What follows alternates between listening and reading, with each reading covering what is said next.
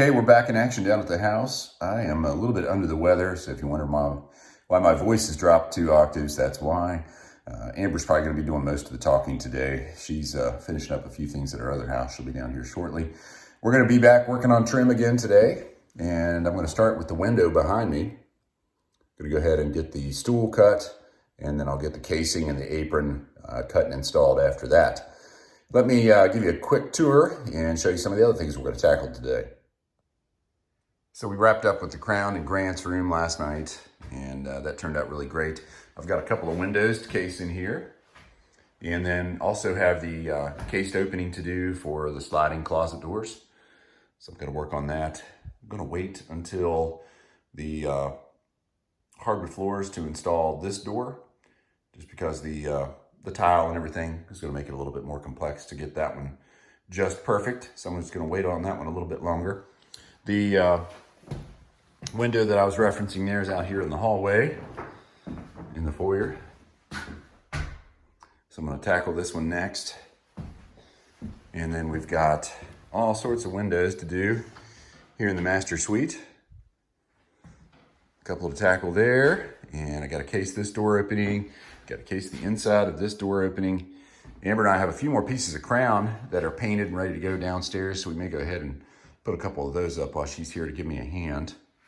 It's a lot easier to handle those long boards with 2 people, sometimes 3. Got to case this window. May work on that today, and also case this door opening. If you're wondering why we put such big spacers between the jamb and the rough opening on this side, I was trying to push the door to this side just to help our closet a little bit. I wanted to have the door over to the right as much as we could. Not to mention it was that jamb was perfectly straight, so or perfectly plumb, I should say. So it was nice to just be able to screw the hinges, or the hinge side, right to that rough opening. At any rate, all that will disappear here shortly once I get the cased opening. Nobody will be the wiser. So I'm going to get busy here and start putting up some trim. And Amber will be down here shortly. She'll catch some more footage and keep you guys posted throughout the day. Okay, so here's the piece of stool that I'm going to use for the window in the hall upstairs. And as you can see, I've already put some markings on it. This piece overall is 45.5 inches long. And we know that we need to cut it down to 36 inches to be able to fit it into the window opening in between the pieces of casing. And we need to get it down to a depth of 1 1/8 inches to get it to sit flush. So what I've done is taken my tape measure, laid it across there, found the center, which is 22 3/4. Then once we have the center, we can take the tape measure and pull out to 36 inches. And then we center it up on our mark. So we put 18 right there. And then we know we need a mark over here at 0, and then a mark at 36. So that gives us our opening. And then I've got a mark there for 1 1/8 inches. So what I'm going to do is take this out to my table saw, and I'll set the table saw to 1 1/8 inches. And I'll rip down on both sides to my mark, and then I'll bring it inside and I'll cut down to get to the 36-inch mark. Take those pieces out of both corners. So let's head out to the table saw and we'll get that set up. Okay, we're out here at our table saw in the garage. This is a Delta Shopmaster. It wasn't a super expensive saw, but man, it's been great for everything that I've needed it for. So we got our saw set on 0 here. So we're gonna make a nice straight cut. And we've got our fence set, and the mark that we're actually looking for, 1 1/8 inches, is just to the right of the red line. So you may be wondering why it's not exactly on the red line, and this is why. So we're going to cut 1 1/8 inches out of our piece of stool there. Well, if we set it exactly on 1 1/8 inches, it's actually going to take a little more than that, because you got to account for the blade width. So what I've done here is stuck my tape measure on the fence, and then I look at the teeth on the blade itself, and you can see that the outside of the tooth, farthest away from the fence is going to be right at 1.1 inches. So that's going to guarantee you that you take just enough, but not too much. These are real close tolerances here, and you don't want to have to gobble a bunch of caulk on there and everything to make it look right. So that's how you can get your saw set to make just the right cut. So now I'm going to go ahead and fire this thing up. We'll make the cut on the left end of the stool, and then I'll flip the fence around to the other side and we'll make the cut on the opposite side. All right, so you can see the edge of the cut is right at 1.1 inches. If we would have set the fence on the 1 1/8 inch marker, it probably would have taken about 1 3/16 inches. So we would actually had too deep of a cut there. So you got to pay attention. It's nice to have those graduated lines on the fence, but they don't always tell you the whole story. So now we're going to get our fence flipped to the other side of the saw, and we'll cut the other end of the stool. Okay, so now we got our fence flipped around the other side, and again, using the tape measure, we've measured to the outside edge of the tooth. That way you take just enough, but not too much.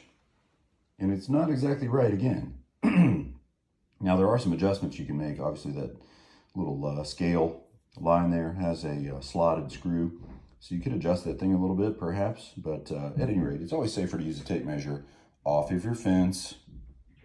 Do yourself a favor, unplug your saw before you do that, so you don't actually then hit the on switch and chop your hand off while you're trying to take that measurement. All right, I'm gonna go ahead and cut the other end of our stool, and we'll see how that turns out. Okay, so we're right on 1 1/8 inches on both ends now. So now I'm gonna take it inside to my miter saw, and we'll make the other cut here. And that'll take care of this part. All right, so I got my stool set up on the miter saw here. I like doing it this way with the table saw and the miter saw. That way you get good straight cuts in both directions, and should be nice and square there. Push up nice and neat in that window and look very professional. So let me go ahead and make this cut, and then we'll go upstairs and get it fitted. All right, honey, what are you doing? So I'm working on the skirt for our window, and the skirt gives the windowsill or the stool some support from underneath. Okay. And finishes off the bottom of the window, and it comes out even on both sides with the casing. Okay. And because this casing has so much detail, we decided to do these returns. Yeah, that looks really good. Let's get a close-up of that. So you can see, yeah, you get that detail. Otherwise, it'd just be straight. Right, so it's 2 pieces cut on a 45. Oh, yeah, you can see that. And then we use that that special glue. 2-part super glue, basically, to glue them together rather than try to finish nail them. That's so pretty, as opposed to just flat, straight edge. cutting them off, or beveling them or something like that. So just giving them a quick sand. Okay. Just to make sure they look good before we put them on the wall. And then we'll go ahead and use our pin nailer. Awesome. Get them into position. All right.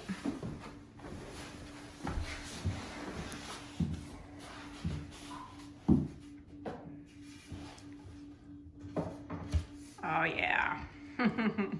Just finishes it off so nice. Does a nice job, doesn't it? Mm-hmm.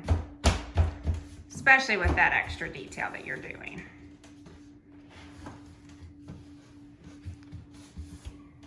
It's just a little extra time. Half an hour each window. It's not that bad.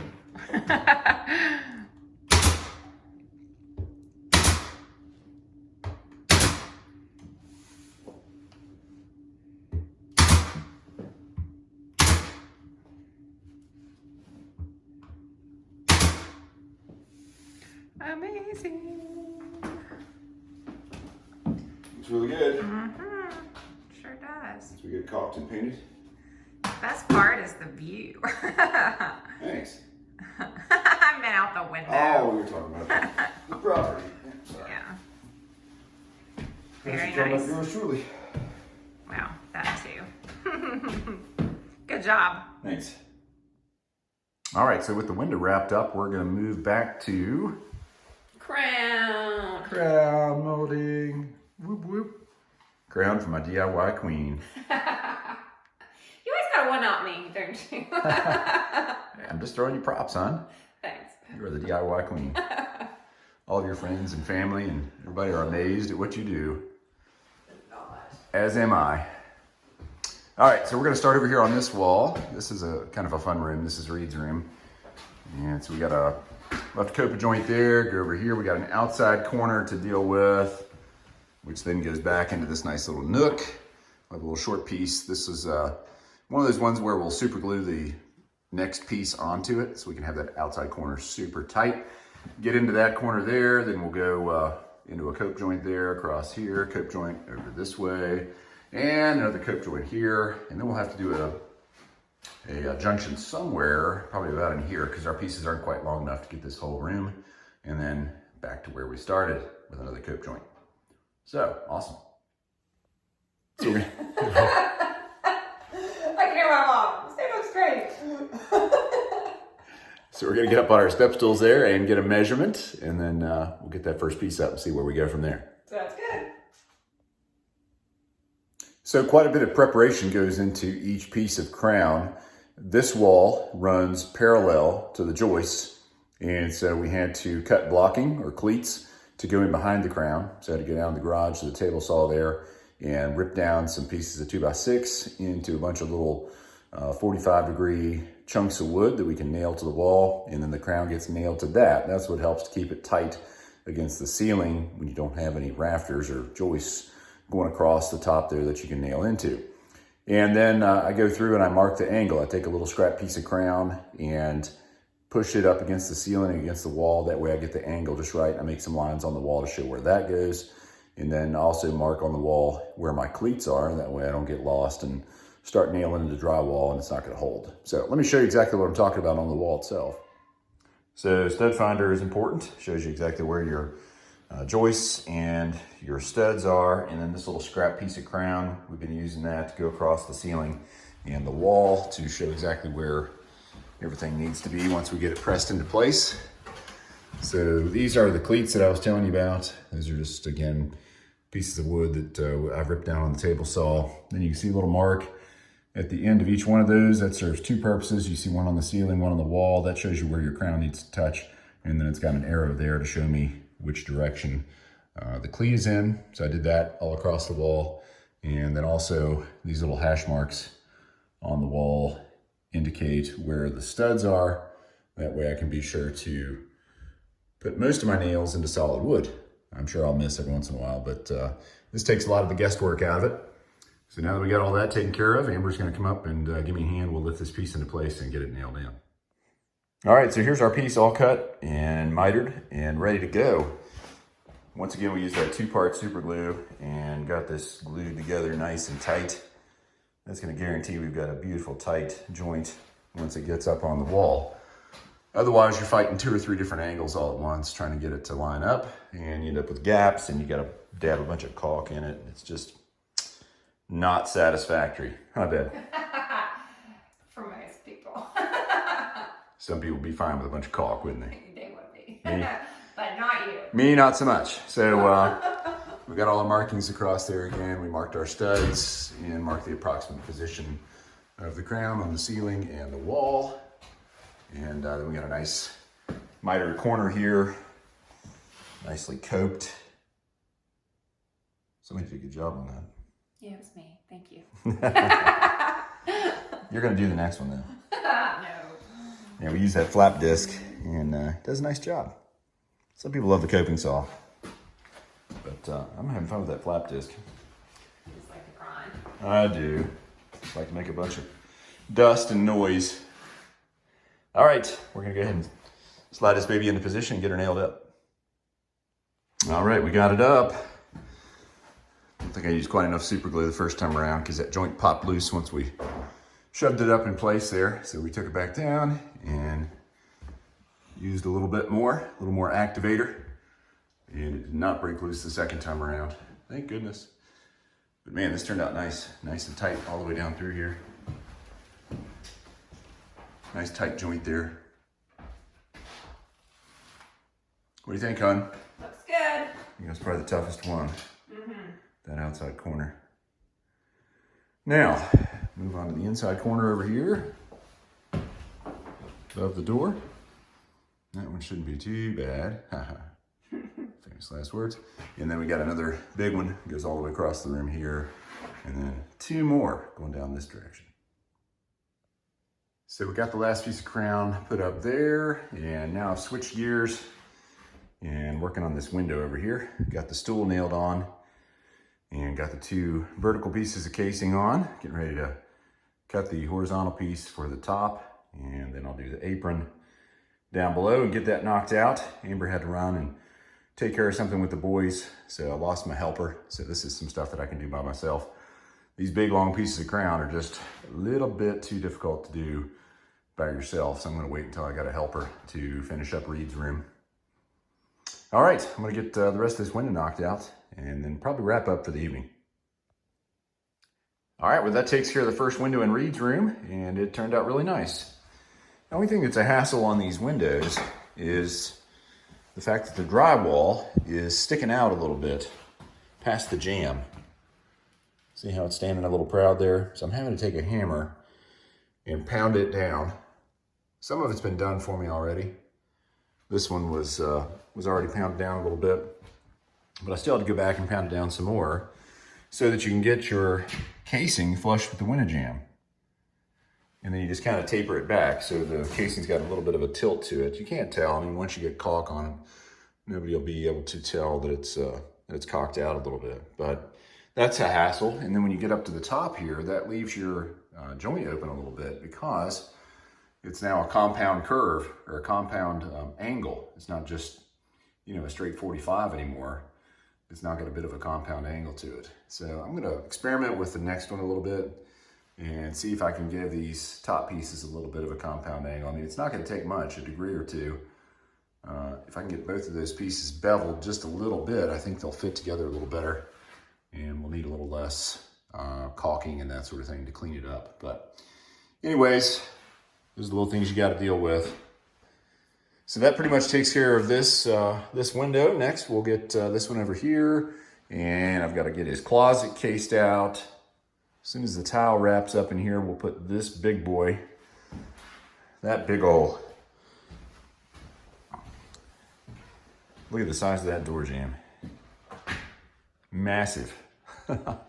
So I'm gonna get some help with that. We've got a guy that's giving us a hand with the tile. We've got the penny tile done in here. He's gonna start on the wall tile tomorrow. But he's been helping out with the tile so I can focus on the finished trim and everything. But he's gonna give me a hand once he's done here and help me slide this big old door unit in there and get that thing all situated. And then I'll be able to go ahead and get the opening case, get the other window cased, and then we'll start laying the floors here soon. And as soon as that's done, we'll be able to go through and do our baseboard and our shoe. And this place is gonna look amazing once that starts going down. So good day overall. We got a lot accomplished. The crown is always a lot of fun. Got this window out here cased. Looks fantastic. I'm excited. So that's going to wrap up this episode of Woodmere State Revival. It's time for me to get home and get showered up, get some chow, and get ready for the work week. Probably back down here most nights this week, as long as I'm feeling better. If I can shake this head cold or whatever I got going on, I'll be back down here.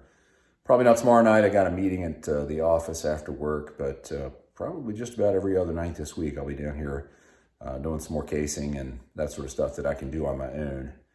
So we'll keep plugging away on it. Be sure to hit that subscription button so you don't miss a single episode of Woodmere State Revival. I don't want you guys to miss any of the great action that we got coming up as we wrap this project up, at least the inside of the house. And if you would, give us a like. Got any comments or questions? As always, leave those down below. And be sure to share the channel with your friends and family. We have really enjoyed putting this together, and we've got lots more episodes to come. So be sure to pass the channel along. Everybody that you know, even people that you don't. We'll see you guys again real soon. Take care. Thanks. Bye-bye.